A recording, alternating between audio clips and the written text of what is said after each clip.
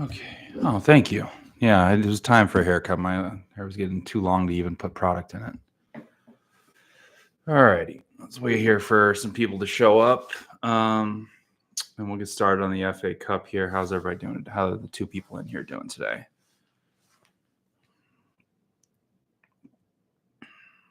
Okay, let's see. Are there any games I can pop on in the background here? Not really.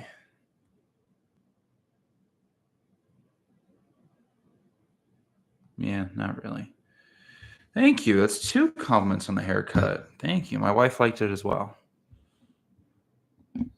She told me the long hair made me look like a little kid. So that was embarrassing. So I had to go get a cut.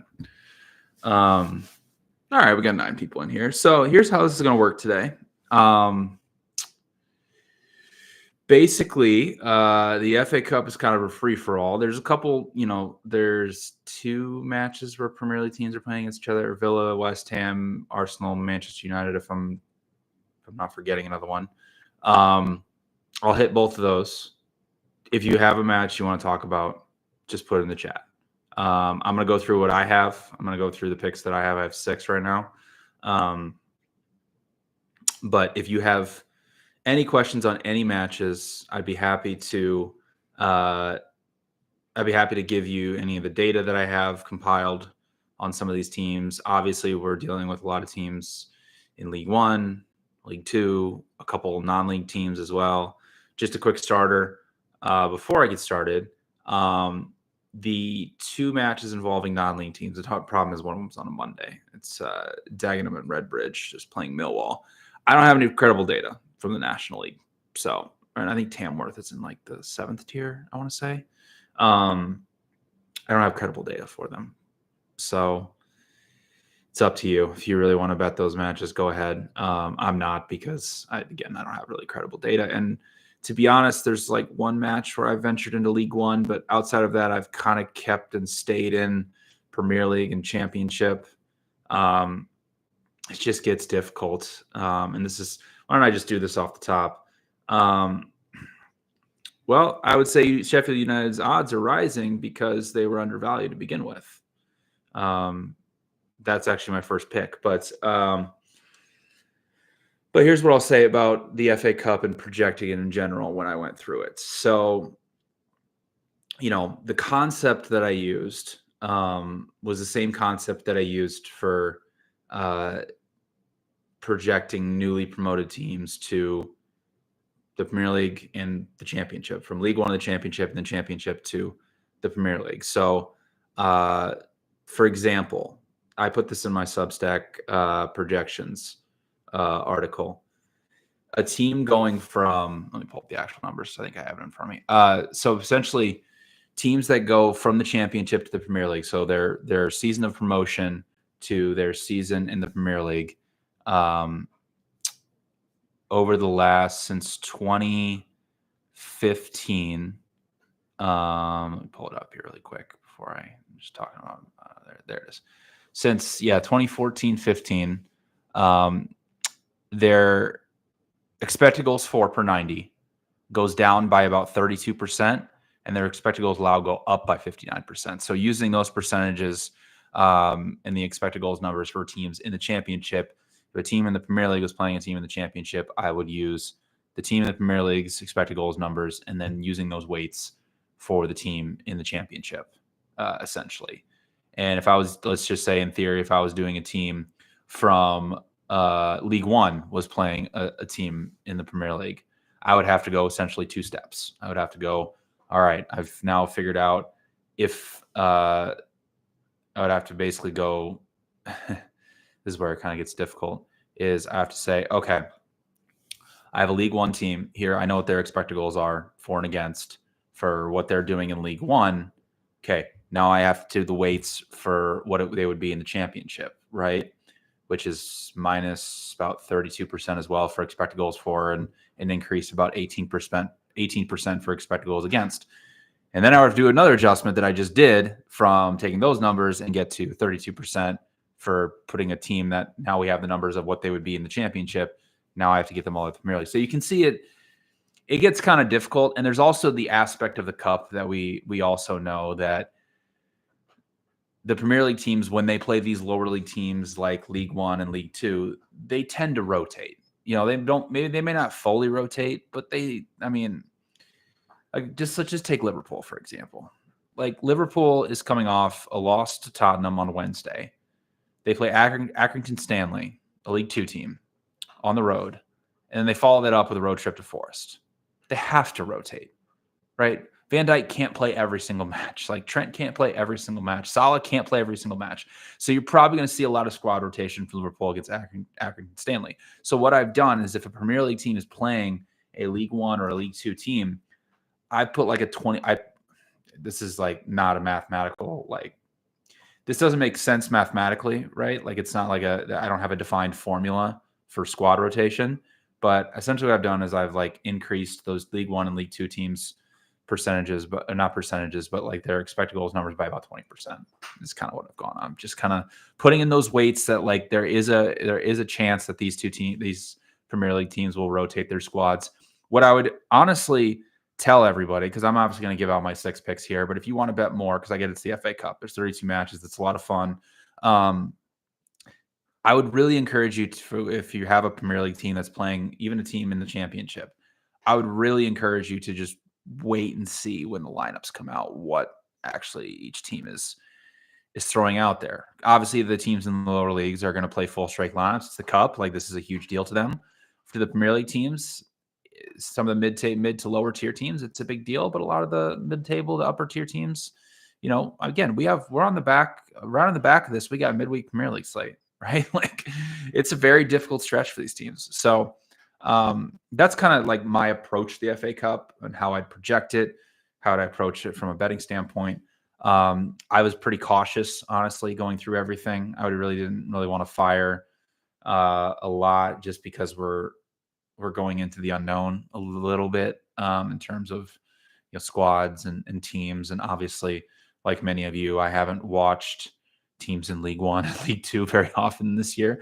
Even haven't really watched that much of the Championship. So I really don't want to put myself in a position where, it's the cup, right? It's fun. We got to have some picks for the cup, but I didn't really want to put myself in a position where I was a little bit unfamiliar. I went into League One for one pick just because from what the data was telling me, I was like, all right, this doesn't really make sense. But other than that, I've kind of stuck to the Premier League and the Championship. So that's my long-winded, hey, how did I actually come up with my numbers? How am I approaching the FA Cup? And now you guys are probably like, get to the picks already.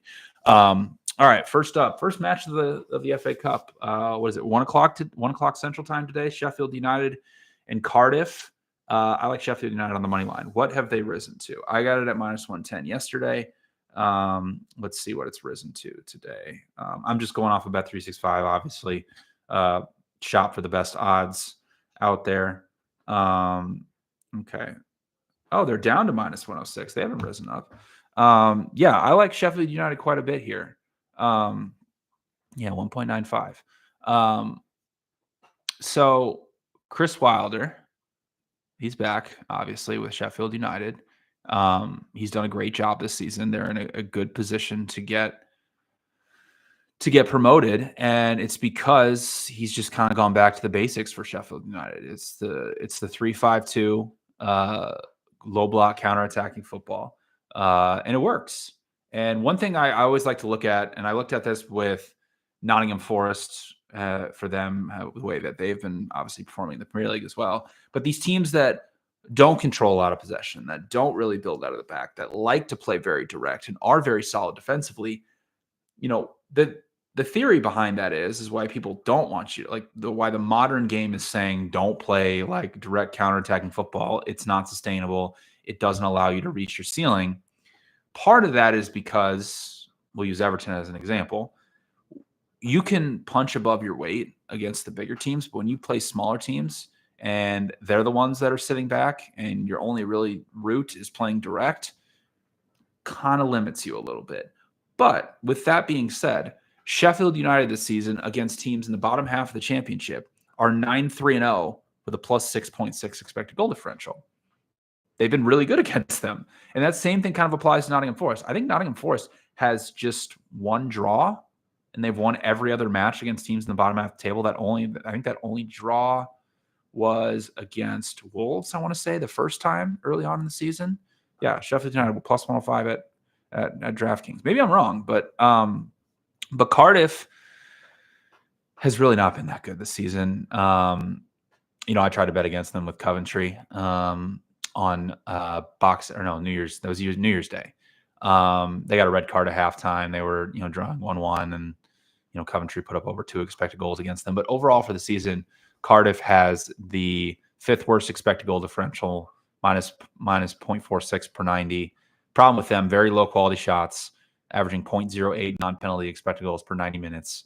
And from a pricing standpoint, I mean, listen, we're looking at Sheffield United. There's like almost a full goal difference between these two teams in terms of their underlying data. And when you have almost a full goal, I guess it's like 0.8, I guess, if you want to get technical, 0.8, and then you obviously give home field advantage to Sheffield United, then you're getting to like a full goal. Right now, they're pricing at half a goal. So I like Sheffield United quite a bit here. I like them here in this first match. So plus 105 on DK looks like it's the best price right now. I got minus 110 yesterday. So the market is obviously moving against me. So I could be wrong. That's fine. But yeah, I like Sheffield United quite a bit.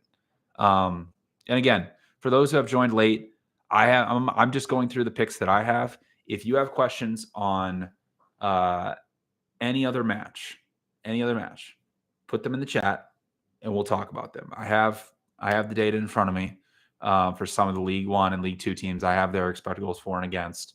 And if some people really want to dive deep into those League One and League Two teams, Opta, the analyst, I think the website's just called The Analyst, but it's by Opta. I'll get to the other leagues at the end of this. They have data for League One and League Two teams, like all the data that they have for the Premier League, they have for those teams as well. So, expected goals, set piece numbers, defensive numbers. There's a lot of different stuff that you can go in and you can dive in and you look at if you really want to dive deep into some of these teams and get a feel for them. So that is where you can find it. The website's called The Analyst. It's by Opta. It's, all Opta data, so it's reliable. All right, let's move on. So that's the pick I have today. I will say, so side note here. I obviously am giving out the picks here. In Iowa, where I live, I am not allowed to, they don't even give me odds to bet on any League One or League Two teams. So the only odds I have available to me are teams that involve in the Premier League and the Championship. Now, I do have a one pick from a League One match. I'm obviously I can't bet it myself, but I do want to give it out to you guys. So the hard part for me is like I don't have the odds in front of me because I was potentially looking at, just as a side note, somebody can look it up maybe faster than me. What is both teams to score no in Everton and Peterborough today? I'm going to look it up right now because that was kind of interesting when I was going through and projecting things out.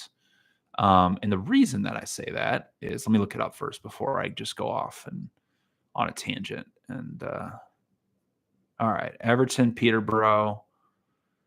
It's weird to see Everton as like a minus 450 favorite, 1.9. So essentially minus 110 both ways. Yeah, it is. Holy crap. 1 second here. Yeah, I would take a look at playing both teams to score no in Everton and Peterborough today. I'm kind of shocked by that number. All right, so Peterborough is a League One team right now. Let me pull up my numbers here really quick. I had them up, but I had to switch screens. Peterborough. Their matches have been kind of high scoring in League One. They are averaging 1.5 expected goals per 90 minutes. But the one thing I wanted to look, one thing I looked at when I was looking at Everton is, there may be some squad rotation from Deitch. And side note, I'm like side noting a side note. I'm sure people saw it because I tweeted it out. but Jose Mourinho is now the favorite to be the next Everton boss. That's amazing. I want that to happen so badly. Okay, here it is. So Everton played Doncaster, which is I think they're in League Two right now. Yeah, they're in League Two. Played Doncaster in the EFL Cup and basically held them to literally nothing. And I mean, if Everton gets a lead here, they're not going to come out and continue pressing them, right? Like, and there's also the fact that Everton's offense, can we just be honest? I love Everton to death, but they kind of suck right now. They showed I saw a clip on Twitter from, Monday Night Football in England on Sky Sports. They were showing open play goals over the last year, and Everton is like 28, and like the second lowest is like 46 or something like that. It's just amazing. Almost 50% of their goals off are set pieces this season. So maybe, maybe we'll see. Hey, let's just look at the analysts. Let's see if let's take a look at Peterborough's set piece numbers real fast. How about that? Give me 1 second. But yeah, I would honestly play that if obviously I can't bet it myself, and I won't give it out as a pick, but because it's a little too late for that. But all right, set piece defending. Oh boy, Peterborough's allowed the most. Okay, maybe Everton to win nil. Maybe that's the way to go about it. But yeah, I would look at that potentially. I just don't really see it. I mean, yes, Peterborough's having some high scoring matches, and I honestly don't know much about them. But like I said, from a projection standpoint, going from 1.5, right, going up 2 leagues to face a team that is still good defensively, your expected goals for per 90 is going to be decreased by 31%, or excuse me, 32%, and then 32% again. So you can do the math. All right, let's move on to Friday. I don't have anything in Fulham and Watford today. Watford's kind of overperforming in the championship, so if you want to play something, I guess Fulham, but I don't really want to after they couldn't cover against Ipswich. Let's talk Villa and West Ham. Lopetegui's gone. As of yesterday, I did not see who's in charge. Maybe they've made an announcement today, but I was writing it yesterday. They hadn't made a decision. It looks like Graham Potter is the favorite to become the next manager, which I'm very excited about. I think he'll do amazing things with this West Ham team, get them in a position defensively. But right now, as it stands right now, this has been the case for West Ham for a long time. And it's not new. It's not something, that's breaking news. But no matter the defensive structure that they are trying to play in right now, whether it be a high block or a low block, because really what they should be doing is playing a mid block, but they just won't do it. They're just not effective at all. Like, they played Aston Villa in the first match of the season. Lopetegui wanted to play a high block, and Villa just picked them apart repeatedly and ended up creating 2.5 expected goals. West Ham, though, on the other hand, in that match did create 2.7, but there was a penalty in there. But still, so far this season, West Ham's allowing 1.8 expected goals per 90 minutes, 4th most box entries, 3rd worst expected threat, 2nd most crosses, and so the theory behind Aston Villa, right, is that they're a little bit limited in 2 aspects. They aren't good against elite pressing teams. Elite pressing teams have have punished them time and time again, year after year. But Unai Emery still wants them to build out of the back against those teams. Against bad pressing teams, they'll just pick them apart, right? I've done this. I've done the write-up twice already on the passing triangles they like to get in wide areas, and then, draw the press, obviously bait the press in, use the space they created to allow their forwards to make runs, or find somebody centrally to make, basically create a transition attack.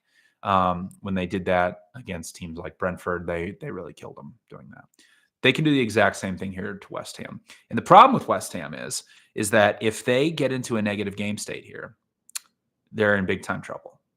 They're allowing 2.47 expected goals per 90 minutes from a losing game state. And if they're losing, they're going to have to come out and press. So that's a huge problem. So, but we know with Aston Villa and their high line that they are susceptible to teams that can play direct. And West Ham, I mean, Lopetegui, I think I've said it before and people have said it. He's just like a Spanish David Moyes. Like, he's not any different. You didn't really do much different than David Moyes. So West Ham's still playing direct. And they were actually okay playing direct against Manchester City over the weekend. They created 1.3 expected goals. They took advantage of City's high line a couple times. And when you have the passers like Paqueta and the runners like Kudus, like Somerville, obviously Jared Bowen broke his foot, and then Fulkrug being back as a competent striker, that makes this West Ham offense actually look pretty good. So I like over 3 here at plus 105. I think that I have a little over 3.5 goals projected for it. I think you're going to see something kind of similar to what you saw in the first match of the season. So really like the over in West Ham and Aston Villa. I was trying to do with these picks, go through and do the one I wanted to do, but also I was trying to find ones in all the windows, right? So bright and early, 7 a.m. Eastern time on Saturday, Birmingham City's playing Lincoln City, 2 League One teams. So that makes it kind of easy from a projection standpoint, right? We can use their data from League One. We can use the average amount of expected goals per 90 that teams in League One average, and it makes it a lot more easy to project. I was going through a lot of that League One expected goal data. Matches in League One this season are averaging 2.3 expected goals per 90 minutes, which is very low scoring. You compare that to the Premier League. The Premier League's at 3.2 right now. Obviously, the Premier League is incredibly high scoring. But these are two of the better defensive teams. Birmingham City is only allowing 0.74 expected goals per 90 minutes. Lincoln City is allowing only 0.89. Both these teams are incredibly good at defending set pieces.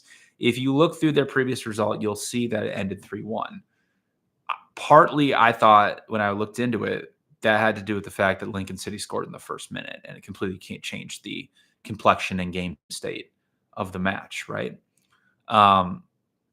If you go and look now, I went to Footy Stats, which I go back and forth on Footy Stats of whether it's reliable or it's not reliable. But in any case, there was 2.06 expected goals created in that match. So I'm in a position now where I'm like, okay, we have under 2.5 and minus 110. I went through and projected it. I got about 1.9 expected goals for the match. So I'm taking a shot on one League One match under 2.5 and minus 110. I think is decent value. All right. So then we move on to again, if you have any questions, just put them in the chat with matches. I'll pull up the matches with me so I can kind of, there were some that I looked at that I was like, I don't know, and just kind of stayed away. Maybe I can steer you guys in the right direction. One match that I was projecting value on was, I'll get to my next pick, but one of them that I was projecting value on was QPR +1 against Leicester City. Again, I am projecting value on it because Leicester's just been so bad. Their Premier League numbers are so bad. But I was looking through it, and QPR really hasn't been that good on the road this season. So I kind of was just like, all right, let's just stay away. I don't really know much about QPR, so let's not put myself in a position of just firing on something that I kind of really don't know about. So again, if you want to go through the analyst and FBref, there's a ton of data out there for teams in the championship. So, and also Leicester, the one thing, it could just be like, I just want to fade Leicester. I don't really know what their identity is under Ruud van Nistelrooy right now. Is that a weird thing to say? If it's like, I don't know if they want to build it at the back. I don't know if they want to press high. I don't know if they want to sit in a low block. I don't know if they want to play direct. Maybe it's a case that they've just played a lot of good teams. They have played a really tough schedule under him. But I keep watching them, and I'm like, I don't really know what they're trying to do here. And it also worried me. And, well, not worried me, but it kind of made sense now that you see what Manchester United is. But the few matches that he was in charge for Manchester United, he didn't change anything tactically from what they were doing under Ten Hag. And partly he said that because he didn't change anything because he said United wasn't ready for like a complete overhaul. And if he wasn't going to get a full-time job, he was like, this is not the best. Fade them with Palace. That could be the way to play it. But that United just wasn't ready for a full overhaul. And I think you're seeing that under Morium that was kind of true. Although I will say, if you read my tactical review of United and Liverpool, I thought United was pretty good. But we'll get to United here later in the show.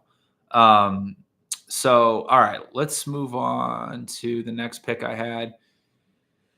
In the 9 a.m. window, Brentford. Playing my friend Sam's Plymouth Argyle. Wayne Rooney gone. Wayne Rooney's been sacked from Plymouth Argyle. The nightmare's over. Hopefully teams will not give him jobs again. Now, given how poor it's gone 2 times now with Birmingham City and Plymouth not even being able to make it through, half a season, essentially.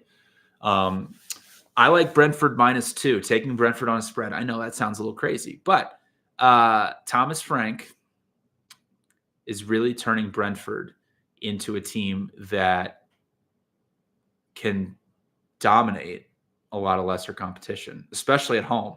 I mean, some of the expected goals numbers they put up at home against teams like Wolves and Ipswich and Southampton, I mean, they're killing it. Against teams in the bottom half of the table this season, they're averaging 2.37 expected goals per 90 minutes. They're a good offensive team. They're really good. Now they have this ability to build out of the back, right? So they have ability to control matches. So if they play a team like Plymouth Argyle, who I'd imagine is going to sit deep, right? They've been flirting with a 3-4-3 for a while. I mean, my friend Sam Ingram can probably tell you better than me about Plymouth, but the biggest problem with Plymouth this season has been their performances away from home. Actually, if you look at Plymouth's data, they only have about a -2 expected goal differential at home. Away from home, it's really bad. They've allowed 28.8 expected goals in 14 away matches. I mean, I'll say this: the MLS is hiring some smart coaches these days. They're not just giving it to some of them, at least. Some of them are actually hiring some pretty decent coaches, but I'm not going to get in the MLS because I don't like the MLS. But Plymouth, they can't defend, right? Like they're horrible defensively. But not only that, you look through some of their offensive data. They got the lowest non-penalty XG per shot. They have created 5.7 expected goals away from home. They've played 14 matches away from home. What is that? Quick math, 5.7. Yeah, Wilfred Nancy's a really good manager at Columbus. Is he still at Columbus? I don't pay attention to the MLS, so if he's moved somewhere else, I apologize. 5.7 divided by 14 is 0.4. Plymouth Argyle is averaging 0.4 expected goals per 90 minutes away from home. I have Brentford spread projected at -3. I like them at -2. Pretty simple. I was actually looking, when I was writing it up, I'm like, all right, I'm just going to play Brentford team total over 2.5. Like, that's where I'm going with this one. Like, let's go. And then I pulled it up, and it was like -165. I was like, what? I had to laugh for a second, so I had to reverse course. I said, all right, I'll just take the -2. I mean, Plymouth has been pretty horrible offensively. They want Wilfred Nancy in Europe. All right. So this is upcoming as my last pick for the slate. I told you is that 6 or 5? I can't remember how many I counted. But if you have any questions on any other matches, start putting them in the chat right now. Because once I'm done with this, I'm going to move on to all of the other leagues in Europe. So how about Arsenal and Manchester United? I like Arsenal. There is really only one way and one thing to talk about with this match. And I love it to death. Let's talk set pieces. United almost conceded another one at the very end to Van Dijk. Teams have almost Teams have almost scored Olympicos against, there's Olympicos. I can't remember the exact term, but basically scoring from a corner directly. They did it in 2 straight matches. Spurs did it and Wolves did it. And if you've watched them against Newcastle and then against Liverpool, teams keep trying to do it. It's crazy. That's how bad they are. And they've almost made it work a couple times. But I included a screenshot in my Substack Best Bets article from Arsenal's match against Sporting because it is important, right? What Arsenal does with their set pieces, they overload the back post with either 5 or 6 guys. Teams typically can't, and teams will not man mark them in the 6-yard box. At least United didn't do it in the last meeting. And the reason that they can't do that is because Arsenal uses a couple different things off of their corners. If you go look at that picture, you'll see 5 guys standing basically outside the 6-yard box on the right hash.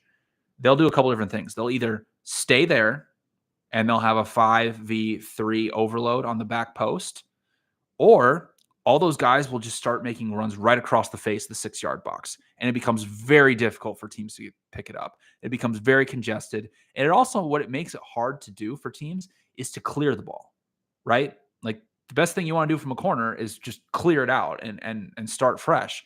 But when balls are constantly getting put inside the 6-yard box and they're being put on a point by guys like Declan Rice, it makes it incredibly difficult for teams to defend it. And you've seen a lot of times where balls start, getting deflected around and Arsenal was able to pick it up and score. The other thing that they do, if you look at that image as well, now that Gabriel is back, they use him in 1v1 and they'll set screens for him to get him available and to score. So if you're looking for, of course, anytime goal scorer, Gabriel in this game. The thing that I love to do, and I've done this a couple different matches, it hasn't worked, but I can't remember off the top of my head who Arsenal's set piece taker is from the right side of the pitch. Comes from the left side because Arsenal only does in-swinging corners. They don't do out-swingings. So is it Odegaard that does it on the left-hand side? I can't remember. I can't remember off the top of my head. But anyway, maybe I'll figure it out in time. But the thing I love to do is Gabriel, anytime goal scorer, obviously, right? If he's going to face United, who still has problems defending set pieces. Arsenal's down to -138. My gosh. Him do a same game parlay of, and I don't know if he starts. I'll just put that on there. Like, obviously, if he doesn't start, like, get out of this thing. But what I love to do is a same game parlay of Gabriel, anytime goal scorer, and Declan Rice, anytime assist. So let me do that right now. Let's see what it is. It's usually about over 20-1. Because here's the thing, is if Gabriel's going to score, it's more than likely going to be off. It's going to be off a corner, right? So you might as well pair him with who's going to be assisting him directly off of those corners. Let's see. Scores. It's 28-1. So Declan Rice, anytime assist, Gabriel, anytime goal score is 28-1. Love that. But in any case, I love Arsenal here. I have them projected at -300. I understand there's some injuries with Arsenal. I understand that. But if we go back to that previous meeting between these two, on December 4th, I think it was, Arsenal over 2 expected goals created off of set pieces. Who's to say they can't do it again? United did, and the other aspect of that match is United did nothing. Like, if you go back and watch it tactically, you can say, all right, United actually did a pretty good job progressing the ball up the left-hand side of the pitch. But what's been the problem for United for pretty much this entire season is that final third product, right? They've been terrible offensively. I put the stat in there. Last 11 matches, only 2 big scoring chances defined as a chance with a 0.35 XG rating or higher. United's created 2 in their last 11 Premier League matches. How are they scoring against Arsenal here? So I like Arsenal. I like them a lot. Again, I know there's some injuries that they're dealing with, but they're playing United. I don't think you're going to see a fully rotated squad from from Arteta. They were incredibly unlucky against Newcastle on Tuesday. Created what 3.7 expected goals. Let me see how many. Yeah, let me see how many shots I have. Yeah. Let me see how many shots I have. So yeah, I love Arsenal money line. It's -138 bet365. I haven't looked elsewhere. I'm sure the line's dropping because Arsenal they think are going to play a rotating squad. Let me look. What was I going to look at? Shots. That's right. Okay. Let me look at that real quick.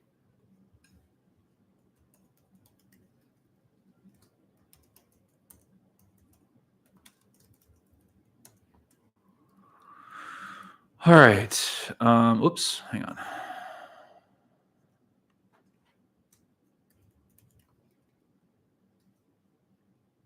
Sorry. A lot of dead air here. I have United projected right at 10.5 shots. So Arsenal for 19.7. Arsenal to win to my plus 200 is also tempting. Of course it is. Edinson Alvarez to Monaco. Monaco's midfield is already really good. I don't think he fits well into that type of squad. I'll get to Monaco later in the show. We can talk about that. I have a bet on them this weekend, but I think Edinson Alvarez, first of all, he's slow. His ball winning has gone way down since he's gotten to West Ham. Yeah, I'm not a fan of that move for Monaco. Maybe I'll be wrong, but I'm not really a fan of that move. All right, so any other matches in the FA Cup that people want to talk about before I move on to the Bundesliga? I'll give everybody a minute here.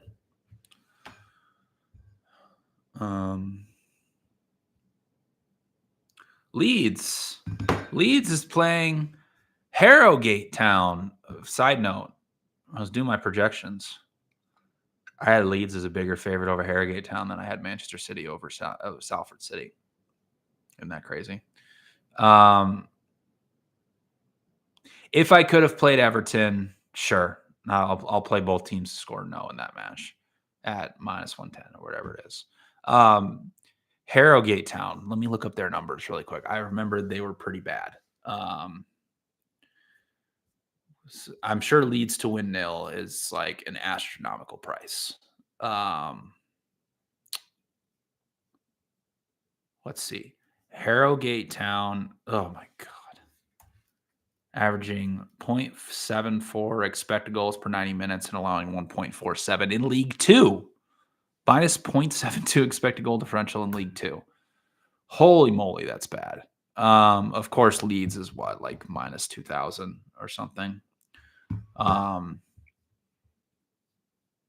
is this here? Let's look up Leeds really quick. Leeds, that's at 1145.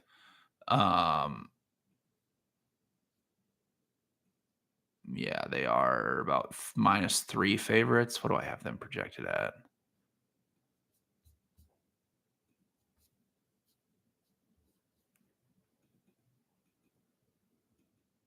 Let's see. I have Leeds projected at, if I can find it.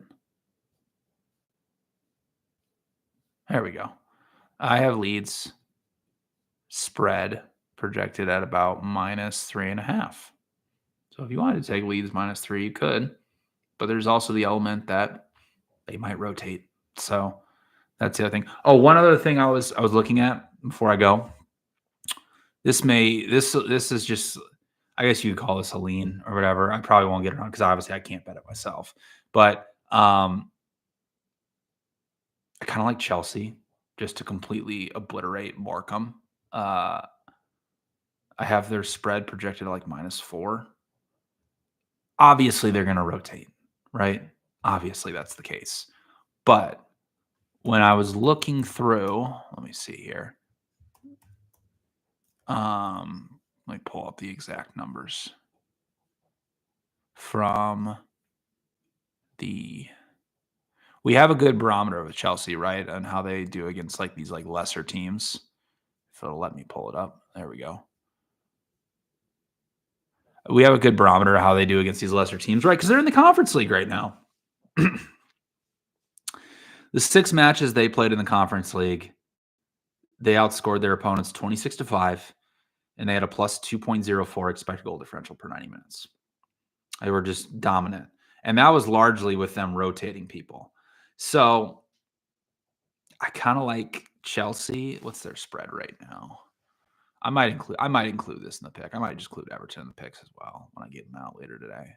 The final tally, because we're getting kind of close here. Back.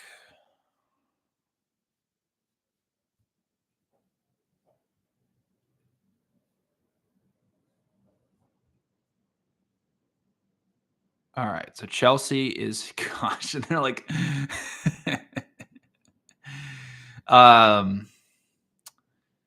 yeah, their spread is -4 on the road. I don't know if I can do that. I guess I'll have to pass.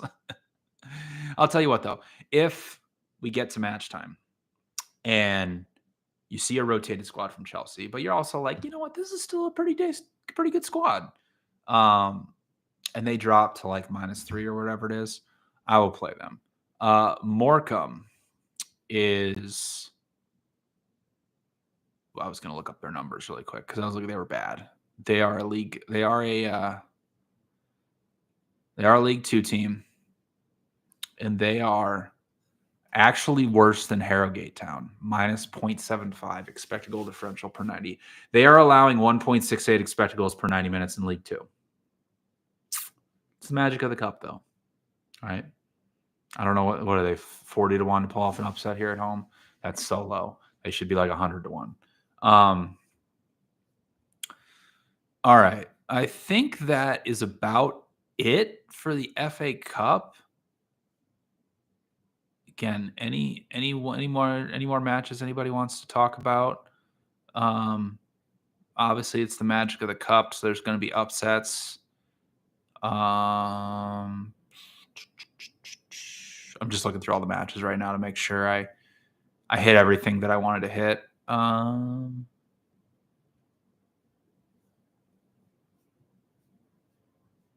Yeah, on Sunday I don't really have much. What is Tottenham at Tamworth? They're only minus 500. What? Isn't what division is Tamworth in?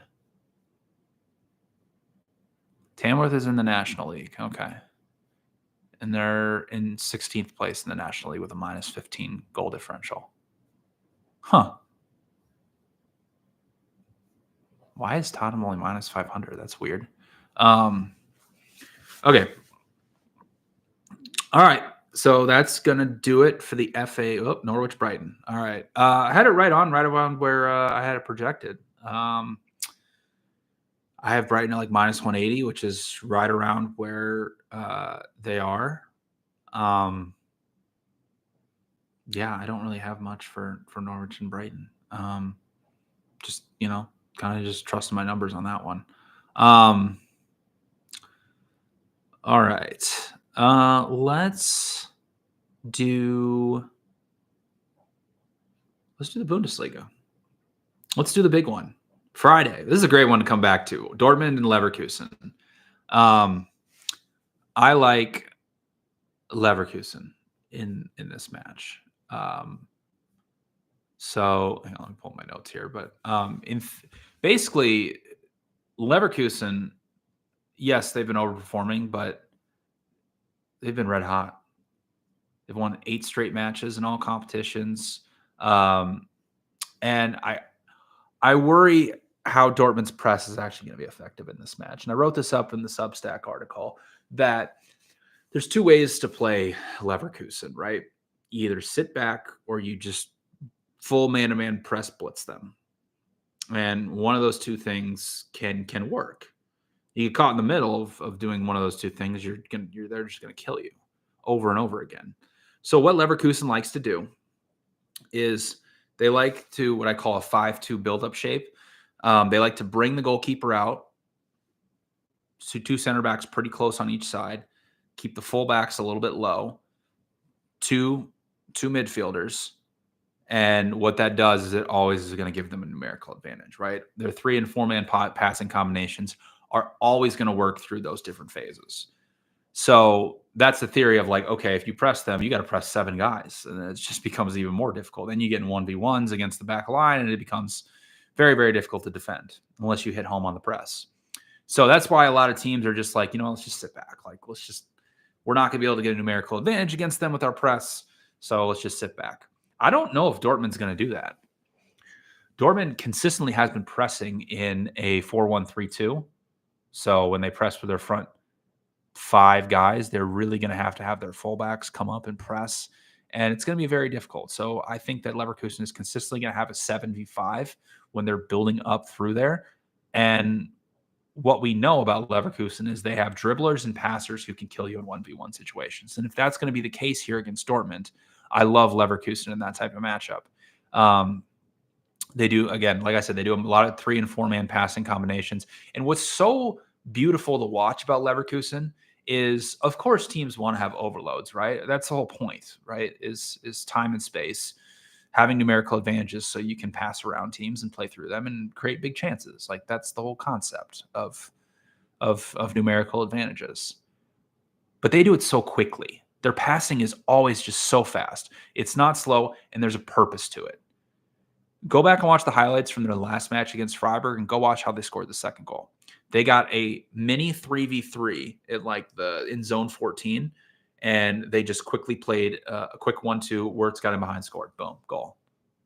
Like, I can see that happening quite a bit here against Dortmund. And the one big problem with Dortmund is like, okay, if they're going to press, their biggest problem this season has been defending in transition. They're 16th in final third to box entry conversion rate allowed. Although they're not allowing a lot of final third entries, they're actually 6th in box entries allowed, which really isn't that good. So if they want to press high, they're going to leave Leverkusen in a lot of transition moments, which I don't think is going to work. And even if we go back to last season, I know Nuri Sahin wasn't in charge, but both matches ended 1-1. And total expected goals over those 2 matches were in favor of Leverkusen, 3.8 to 1.2. So I have Leverkusen as a plus 111 favorite. And if you look at, let me just pull it up real quick. I was going to say, if you look at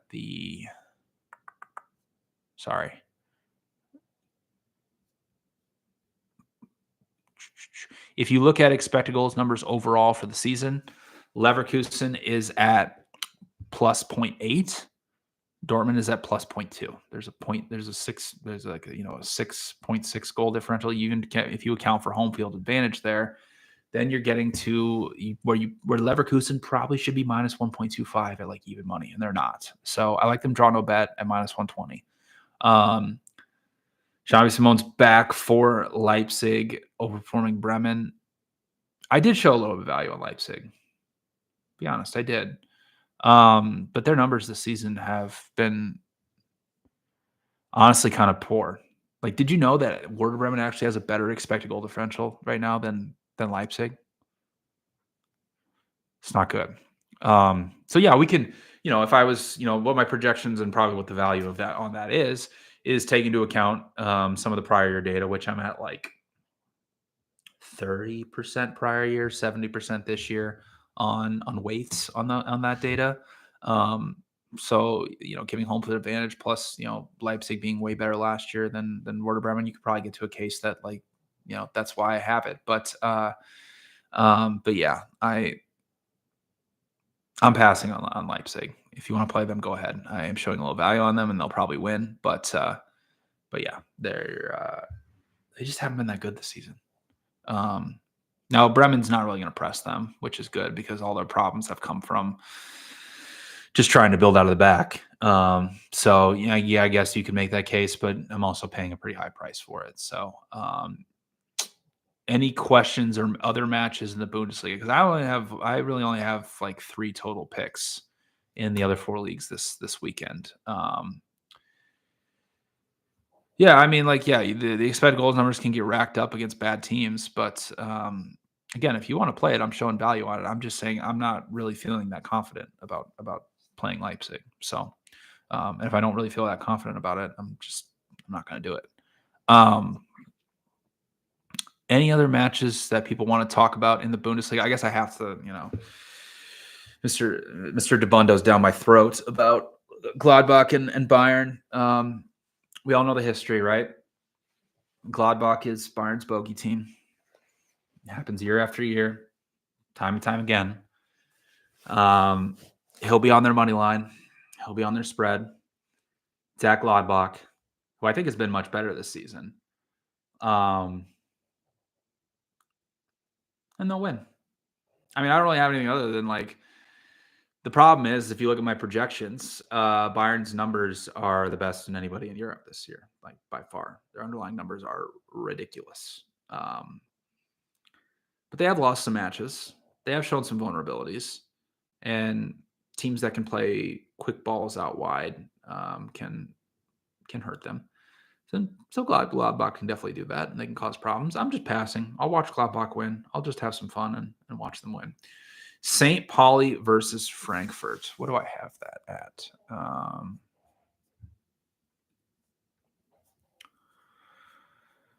on, let me pull up my Edge screen here.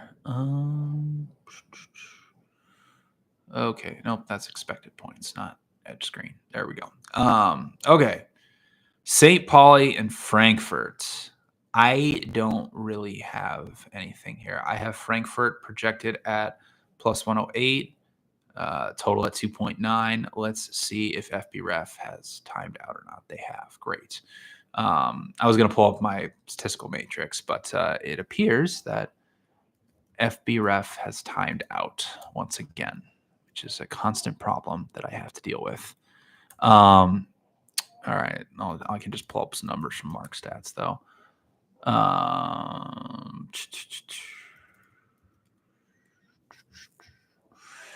Yeah, I mean, it's a...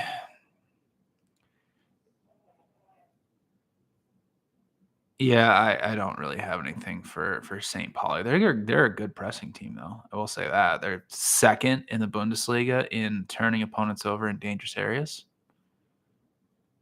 playing like a mid-block and causing a lot of problems that way, because they allow a lot of teams to have passes in their own final third, but then, don't let them play through the middle. So I guess, yeah, you can make a case for it. I just don't have any value or projected on it, so I'm passing. Okay. La Liga. I don't really have anything. I was looking through all my projections. I have projected value on some overs, and I just don't really feel that confident about it, right? I have value on Villarreal and Sociedad over. I don't feel confident about that at all. Sociedad, and really what that is, it takes into account the fact that Villarreal's matches have been really high scoring, but Sociedad's haven't. And maybe the market's too low. Maybe it is. And maybe I'm just making a mistake, and I probably should play it.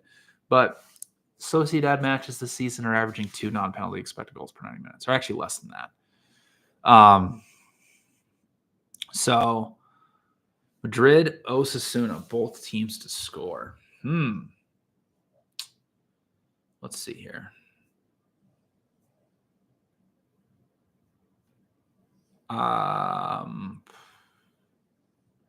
No. So both teams to score is projected at plus 120. The odds are plus 120. I have it projected at plus 163. I'm not taking both teams to score with Diego Simeone going back to old school ball. Mr. Nice Guy. I'm not doing that. I think Atletico can win La Liga. But like I said on the last stream, I'm waiting till after that Real Madrid match to play them. Yeah, so some of the other matches I had value on in terms of totals. Vallecano and Celta Vigo on Friday. If you want to, sure. I'm not feeling very confident about it. Valladolid and Real Betis. I would steer people maybe towards a Real Betis team total rather than taking the over if you want to play something there. Valladolid's defense has been terrible. Sevilla and Valencia. Pass. Ugh, that's such a gross match. But yeah, essentially what I'm getting at here, guys, is that the La Liga totals are starting to get really suppressed to the point where I'm showing a lot of value on overs. And the fact is that I just don't really have enough courage to do it. If you have the courage, wonderful. I commend you. But yeah, I just don't have the courage. So I'm not doing anything. All right. Let's move on to League On. I'll try to keep this live stream under an hour. Like Monaco on Friday. I love Monaco. I think they're incredible. I would love to visit there one day as well. It looks very beautiful every single time I watch their matches or I watch the Monaco Grand Prix. It just looks like a beautiful place to be. So Monaco is so good under Adi Hütter, and I saw that they just extended him until 2027, which is a great thing. It's because their man-to-man high press just kills teams. It kills them over and over and over again. Number one in passes per defensive action, but more importantly, if you're going to press high and you're going to force teams into a lot of direct balls, right? Because pass per defensive, what is, the theory of the stat is just like, all right, how many passes are you allowing the team to have before a defensive action comes into play, right? So it's a pressing stat, but it's also a how often do you force direct balls stat as well, right? So if Monaco continually is pressing and teams are just playing just direct balls up top, then defensive actions are coming into play. So while pass per defensive action is like a great stat to look at in terms of, it's not like an overarching stat in terms of pressing.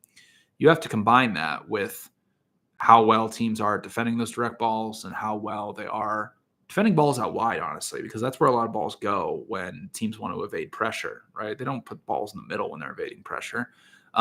Monaco this season is allowing the third fewest crosses in their penalty area. They're only allowing 0.85 non-penalty expected goals. And that's a good thing, right? When you can be good defending in wide areas, right? Because when they sit back in their 4-2-3-1 mid block, when they're not pressing high, they like to force the ball out wide. And what that does is it forces teams into a lot of crosses, right? So not allowing a lot of crosses in your penalty area is a good thing. Nantes is a 5-3-2 team, and typically when you see a 5-3-2 team, you're going to see teams play the ball out wide a lot, which is, means they send a lot of crosses, and that's true. They've completed the second most crosses in the penalty area in France this year. So Monaco being able to defend the one thing that Nantes is actually good at, that's positive. Nantes, I hope I'm pronouncing that correctly, by the way, because we all know my French's pronunciations are awful. They've been horrible offensively. One match they've created over 1.5 expected goals, and it was against Saint-Étienne. I think I pronounced it. I think I mispronounced that one as well. Saint-Étienne is the worst defensive team in the league at this juncture. It was Montpellier to begin the season, but yeah,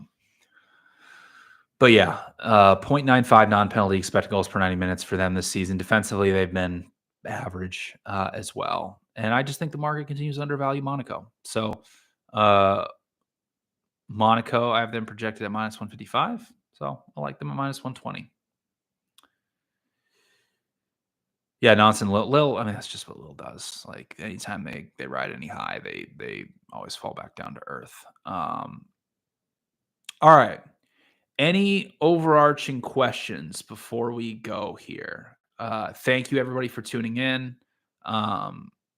Couple things coming up. I'll people put the questions in the chat if they have any. Coming up this week, probably.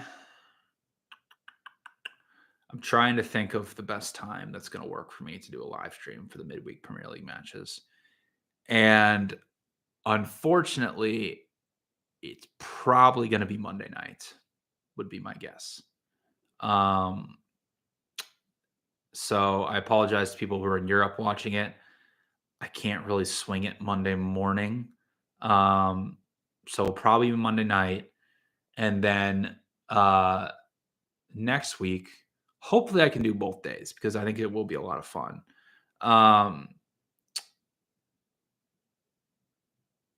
I'm going to do live watch alongs. And so you can watch matches with me and see how crazy I am during them on both Tuesday and Wednesday. And I have booked, I know I've said it a couple times, but I have booked Anthony DeBundo for Wednesday for the North London Derby, which I think will be a lot of fun. So that's what's coming down the line here on the YouTube. Substack wise, it'll kind of just be the same thing. You'll see best bets on Monday. I may do a tactical review today. I don't know if I have time. I might do it of Tottenham to Liverpool from yesterday. I might do one of those. I think that'd be fun. But anyway, yeah, enjoy the FA Cup. Lazio Como, both teams to score no would be my play if I were to play anything in that. Probably a pretty boring match. Lazio likes to man-to-man press. Como likes to build out of the back. So you could make a case that, Como with their direct passing might not be as good or as effective as Roma was in the Rome derby. But yeah, both teams score no is what I would steer you towards in that one. Bournemouth. The best team in the world, Bournemouth. What's the injury news today? I hadn't seen it. Please forgive me. Let me look it up. We're in FA Cup, so I'm not. All right. So what do we got here? Eva Nielsen is out until April. Tavernier will be back soon. Ines Unal is also injured. I'd say it's not ideal. Brock, I'd say it's not the most ideal situation. I'd say I'm pretty heavily invested in Bournemouth. But here's what I will say, right, is I still think without Eva Nielsen, Bournemouth still could be effective. They can play Semenyo as the 9. They can play Ouattara on the left. They can play David Brooks on the right. And they can make things, and they can kind of piece things together and make it work for the time being. I think, at least. Maybe I'm wrong, but they could also, and obviously Kluivert, playing in the middle, and then Tavernier will be back on the 14th, right, of January. So I think they can piece things together. Even if you look at, I've said this before. This is kind of crazy. Like, I don't know if he's still leading the Premier League, but. Hang on, let me pull it up. Semenyo, I'm pretty sure, leads the Premier League in shots still. Let me pull up Bournemouth here.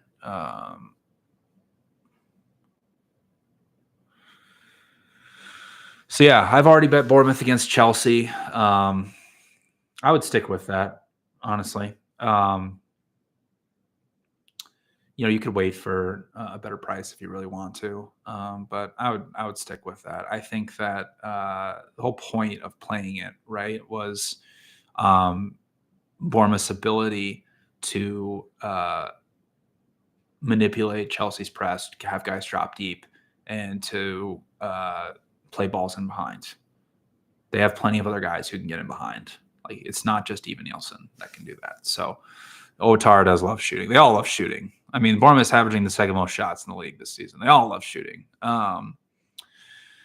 Yeah, Eva Nielsen, and I'll say this as well. Like, Eva Nielsen, I mean, he's a 0.43 expected goal per 90-minute scoring, type striker right now, which is good, but it's not detrimental.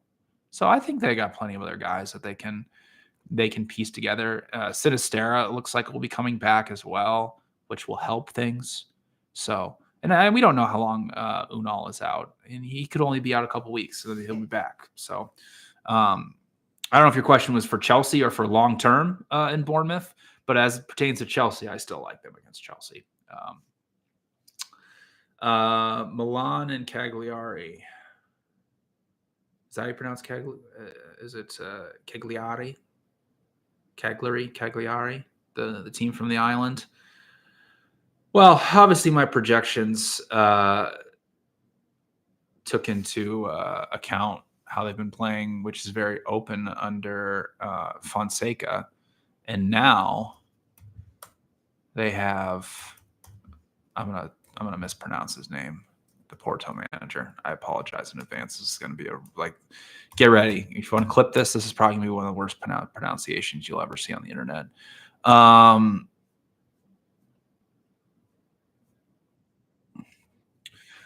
Conasau, is that how you pronounce it? Sergio Conasau. I don't know if that's correct. I apologize.